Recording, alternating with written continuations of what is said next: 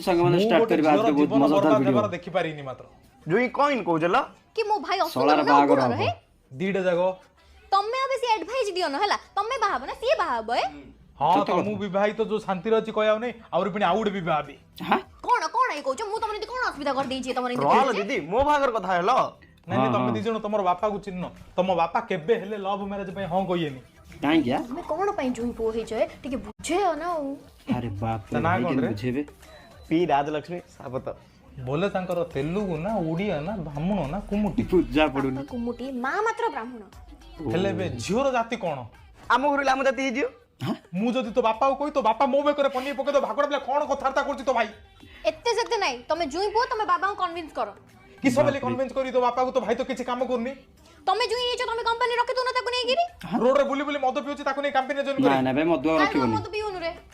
सांग साथी मद न तुली पिउनी। बिसी छकर बाडिया मारा एबे करछि मिली